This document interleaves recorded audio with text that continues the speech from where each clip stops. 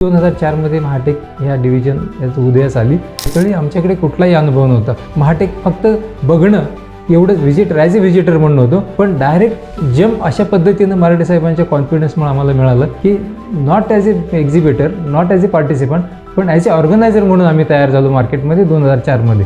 आणि सगळ्यात महत्त्वाचं म्हणजे कुठल्याही पद्धतीचा कंझ्युमर स्टॉल आपल्या एक्झिबिशनमध्ये असता कामा नये. आपलं एक्झिबिशन थोडं खाली राहिलं तरी चालेल, पण लोकांच्या समोर इमेज आपली ह्याच पद्धतीची पाहिजे की इथे पार्टिसिपेशन करणारे फक्त इंडस्ट्रीचेच लोक असतात. आणि त्यामुळं महाटेकला एक ग्लॅमर आलं, मार्केटमध्ये एक वेटेज आलं की असेल महाटेक इंडस्ट्रीचं एक्झिबिशन तर पुण्यामध्ये फक्त महाटेकच असू शकतं, आणि आहे, आणि ते आजपर्यंत आहे.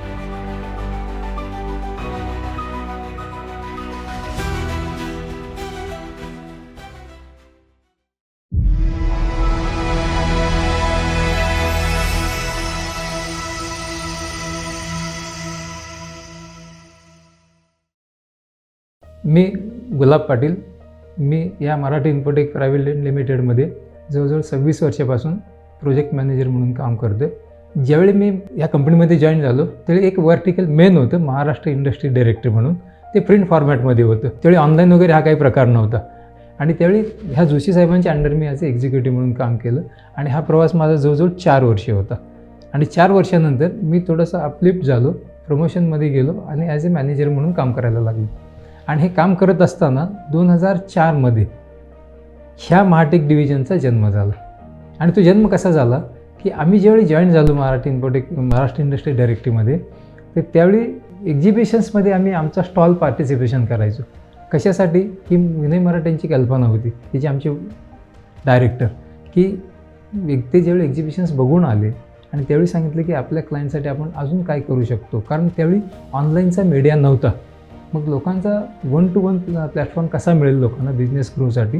वेळी 2004 महाटेक ह्या डिव्हिजन याचं उदयास आली. आणि त्या एक्झिबिशनची डिव्हिजन ज्यावेळी उदयास आली त्यावेळी आमच्याकडे कुठलाही अनुभव नव्हता, शून्य अनुभव होता. महाटेक फक्त बघणं एवढंच ॲज अ व्हिजिटर म्हणून होतो, पण डायरेक्ट जम्प अशा पद्धतीनं मराठे साहेबांच्या कॉन्फिडन्समुळे आम्हाला मिळालं की not as a exhibitor, not as a participant, पण ॲज ए ऑर्गनायझर म्हणून आम्ही तयार झालो मार्केटमध्ये 2004. आणि हे करत असताना ज्यावेळी आम्ही पुण्यामध्ये एक्झिबिशन केलं पहिलं 2 वर्ष, त्याच्यानंतर तिसरं एक्झिबिशन्स आम्ही ज्यावेळी मुंबईमध्ये केलं नेस्कोला, ते इनडोअर होतं म्हटल्यानंतर तिथे काय होतं की टोटल इनडोअर सगळ्या फॅसिलिटी होत्या, AC होता, सगळं होतं. आणि तिथे लोकांना AC तिथे बघायला मिळालं की AC एक्झिबिशन्स कसं असतं ते. आणि त्यावेळी मराठे साहेबांनी ठरवलं की जर AC एक्झिबिशन जर इथे होतं इनडोअरमध्ये तर आपण का नाही करू शकत पुण्यामध्ये पहिल्यांदा AC एक्झिबिशनचा कन्सेप्ट महाटेकने आणला. त्यानंतर इथे असं जमिनीवरती कार्पेट वगैरे टाकून एक्झिबिशन करायचं नाही, तर त्याच्यासाठी प्लॅटफॉर्म टाकून एक्झिबिशन करायचं की जेणेकरून ते एक युनिफॉर्म लेवलला झालं पाहिजे, लोकांना एक स्टँडर्ड वाटलं पाहिजे. आणि मग ह्या 2 कन्सेप्ट त्यांनी आणल्या मार्केटमध्ये की प्लॅटफॉर्म आणि with AC. Process industry equipments जसं तुम्ही बघता, इंजिनिअरिंग मशीन टूल्स जे बघता, किंवा इलेक्ट्रॉनिक्स बघता, असे 4 डिव्हिजन एकत्र करून आपण महाटेकचा जन्म घातला. जेणेकरून SME इंडस्ट्रीजना सगळ्यांना वाव मिळाला तिथे पार्टिसिपेशन करायचा. आणि त्यामुळे आम्हाला पहिल्या वर्षी 2004 चांगला प्रतिसाद मिळाला आणि आम्ही पहिलं एक्झिबिशन केलं आणि सक्सेसफुल केलं.